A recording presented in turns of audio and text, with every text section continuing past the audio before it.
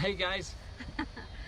So on Fridays we always say with a lot of our other friends that Friday is Freedom Friday. Freedom Friday. Freedom Friday. And any day can be a freedom day, but yeah. Yes, but you know it's 2 F's, honey. Okay. Yeah, Freedom Friday. So today we took about an hour and a half, 2-hour break and went to a movie today. We did. Yeah. And it was called Overcomer, and man, what a film. And just to know in advance, guys, if you've been to the movie or plan on going, You might want to take a Kleenex. I was literally, or a handkerchief. That's so manly. yeah, I was in a manly way crying a number of times in this film. Hey Rochelle. Yeah. So we just wanted to share some insights from the movie. Probably anybody watching this is a close friend of ours knows we're movie buffs. We love a variety of movies. And this is a Christian series of films. The actors may look familiar if you go see it. And to me, it was kind of the pinnacle of what they've created as far I as think so. in a movie. So what are some of our key takeaways today?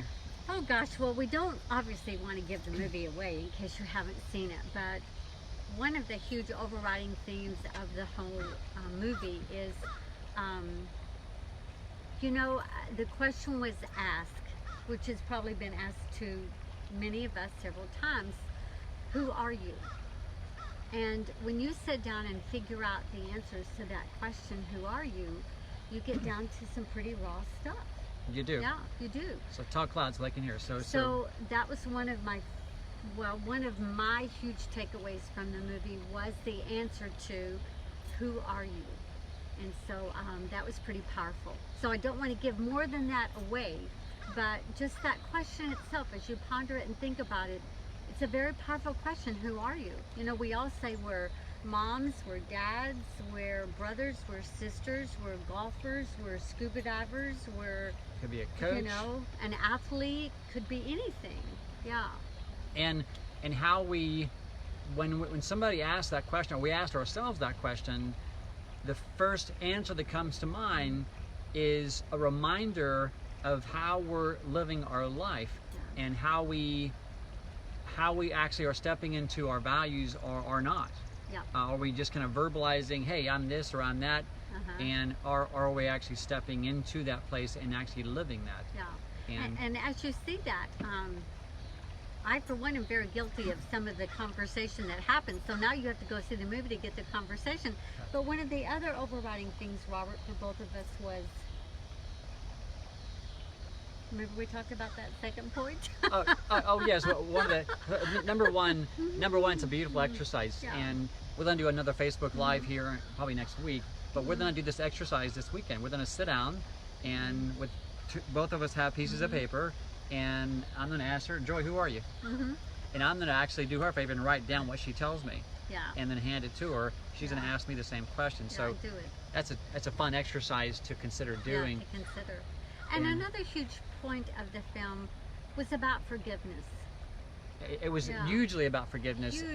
And many of our videos are about relationships. And hopefully you watch some of those and love to get always your comments and feedback, and because we love sharing those. And there was a part in the movie where they went through a series of unforeseen circumstances happened, and it was very frustrating. At one point, one of the actors, the main husband and wife and the character, the husband just lost. He was normally very even killed. He lost it. He threw something down and it burst in the on the concrete. And then he and his wife actually raised their voices to each other, which rarely happened in their relationship. Very unusual. So they both just were frustrated, and they both were kind of angry at who knows what, and resentful, and they just felt like they were things were happening that they didn't quite deserve. Why would God allow this, etc. And one of the most beautiful parts of the movie, and I can share this without spoiling it for you, but after this all happened, the main husband, the coach there, he went over and he sit down, and he was just kind of anguishing, and he was praying a bit, but he was still dealing with that frustration. The walls were still there, and he was just trying to bulldoze through it versus letting it go. And his wife approached him, and he was kind of in a chair. It was a beautiful part of the film because you know, he was kind of in his own space. He's a man. He was kind of decompressing off in his man cave, and you know, still dealing with all this kind of little rage. And she walked up, and the first thing she said was, "Are you through?" It was more of a kind of a funny question, but are you through pouting? Yeah. Smiling, and the walls came up. He was ready to be more combative again. And then a cool thing happened. She took the initiative to go first, to put the walls down first, and she did a huge thing first. She grabbed a chair and she set it right in front of him, initially about, what, 6 feet away. Yeah, quite a ways. And he was already putting the walls up. "You're invading my space. What are you doing?" And then what did she do? Well, she scooted the chair forward a little bit. About a foot. And he bristled up some more. And then a little bit more. And he got, "What are you doing?" And she scooted all the way up until their legs were intertwined and they were like face to face. And he was still kind of combative. But it was a beautiful lesson in how you communicate, and one of you can go first, because what happened, she looked him in the eye and she said, "Honey, I'm sorry. I'm sorry. I wasn't," and she explained, she put the walls down, and she assumed 100% responsibility for her role in raising their voices. And she ended that with, "Please forgive me, and I love you." And it was beautiful. All his walls just tumbled down. He started crying, and they kissed, they looked at each other. But it was a beautiful lesson. There were so many lessons within that short little episode there. Yeah, because usually, you know, when that happens in anybody's house, somebody does have to go first, or it can go for days and days on end. But somebody has to go first. So I think about that for even us. You know, am I willing to go first sometimes? And because it's a two-way street. No matter who you think started something, no matter who you thought was maybe the main catalyst of this some negative emotions, whoever, either one of you can voluntarily go first by assuming responsibility, your role in that episode, and asking forgiveness, explaining, not blaming or complaining or justifying, but just saying, "Here, I could have been a better whatever it is," and then finish that with, "I love you, and so please forgive me." So that was a beautiful, beautiful takeaway. Yeah, very much so. And when I asked you, another beautiful takeaway was tied. There was a father in the story. Yeah, you know what my takeaway was. You know, sometimes we accidentally go through a door that we don't necessarily mean to go through. And in the movie, a door is entered that wasn't supposed to be entered. He was supposed to be in another room. And the blessings... We call those kind of divine nudges sometimes. Yeah, the blessings that came from, you know, the lead actor in the movie going into the wrong room was huge. And so I think about that sometimes in our own life. How many times do I go in the wrong room and amazing things happen? You know, whether it's the wrong room, or you're supposed to be here but you ended up there. Or a flight was canceled. Yeah, or a flight was canceled, and however it manifests itself, it doesn't have to always be our plan, you know? And just so everybody knows, when you watch the movie, hopefully you do, but when Joy was saying you went in the wrong door, it was a literal door. It wasn't door. It wasn't simply a metaphorical door. No, it was a door. Thank you, Rochelle. Hey, Yeah. Mary. Love you guys. Yeah. So That was really a very powerful point. and his point, he was there to serve other people, but when he went in the wrong door, he kind of forgot why he was there in the first place for a moment. And the gentleman, who is a key character in the movie, reminded him that, hey, if you're here to serve people, then let's connect and see how we could help each other. He reminded the main character that his mission to help other people doesn't always unfold the way we think it should. Yeah. And that literal wrong door in the hospital opened up one of the most amazing and powerful ways for this man to serve another, leading to another beautiful soul, this young girl who is a runner. And So that wrong door, as Joy said, it led to an incredible, beautiful lesson for everybody involved, and that's one reason why I cried a number of times, and everybody did. But in the movie, it was kind of funny because you could hear it.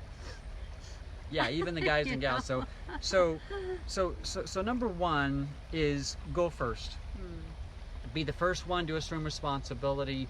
Be the first one to ask for forgiveness, and be the first one to say, "I love you." Assume your role and whatever that role is. And the other was be open for what we think is the wrong door, the wrong flight, the wrong car, wrong meeting, the wrong whatever. You know, being delayed by a train for whatever you think is the wrong reason. Be open to the right reason it's happening. Yeah. And what's the, I guess, the last takeaway? Well, I think the forgiveness in the movie came in several different ways. Okay. So forgiveness comes in different packages. It may come in that you being the one to put down the wall and say, "I'm sorry, please forgive me." But it can come in a lot of different packages. But the person that's generally asking for forgiveness, when we decide to forgive, yes, that person received the blessing of forgiveness, but wow, it's generally our life the most that has changed. Oh my goodness. Thank you, Bethany. Beth said, "You too make my heart melt." We love you. And thanks for that affirmation. One of the most beautiful lessons that I heard, I'm going to paraphrase this, bear with me if I don't quote it just perfectly, but it was by one of my mentors, Andy Andrews, says in one of his books, he said, "Forgiveness is not an obligation that we feel obligated to ask for or somebody demands it. Forgiveness, in its most beautiful sense, is a gift that we give freely." And as Joy said, when we give that gift freely versus feel like it's an obligation or it's to be expected, then the person that receives the biggest gift is often enough the one given the gift for forgiveness.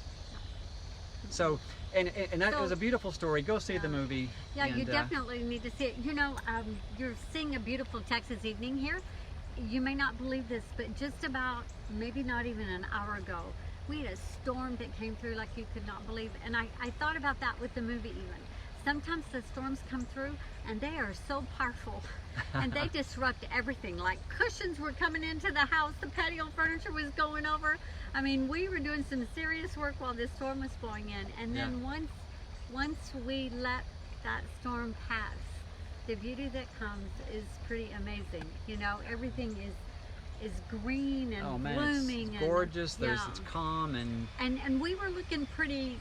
Things were looking pretty dead around here because we hadn't had rain for, gosh, about 3 to 4 weeks, and it was getting really hot. And so it's just amazing what a storm can do to make a beautiful evening. Yeah. That's a good point. That's probably, I guess, my last just shout out to everybody and share is that, especially this movie portrayed that, but very much so. There's many storms in life between how we communicate. Sometimes there's storms that pass and then the calm, and then the rain comes, which could be tears, it could be forgiveness, whatever it is, assuming responsibility. But embrace the storms and the beautiful calmness afterwards, and realize there's going to be the storms, and there's going to be the wind that blows and knocks trees over, and sometimes can knock trees over your path that you think you're on, and just be aware of those. And some of those are there for a reason. Yeah. And many of us have had some storms this last year, 2 years. And the other beautiful part, we've heard it before, whenever there's a big black, a couple hours ago it was black and windy. Oh my gosh. Just, I always think about the lesson too. If I'd have instantly gone up in the clouds, above the clouds, it was beautiful, and that's always interesting. And the sun was up there. So we just want to share some insights because it was a powerful one today. You know, something else that's real funny, I'll touch on real quick. Robert is having a really rough time with his sinuses, and he's going to have some sinus surgery. Tied to an old surgery. It's actually physiological. They ripped out some of the lining in my sinuses years ago. It sounds crude, I know, and it permanently affected how it drains. Because my nutrition, as you know, my wellness system has been huge for me, but just even biomechanically, I have some issues. So he's going to have some surgery in a couple of weeks that's hopefully going to help fix all of this. and he's on a 21-day antibiotic that would like kill a horse. Not fun. Yeah, not fun at all. And so our normal routine has been a little abnormal as of late because this infection has been so hard and dragging him down so much. So it kind of isn't our norm really to go to a movie anymore in the middle of the day because we've been quite busy working. And so I even thought about that. You know, there is a reason for every slowing down period. And today was a beautiful music, a beautiful movie, and then a beautiful storm that came through. And it gave Robert a little chance to rest because that is part of what has to happen before we head into the surgery in a couple of weeks. So But it's keep all them in good. your thoughts. Thanks, guys. And love you too, Michaela. You guys, God Bye. bless. Have an awesome rest of your weekend.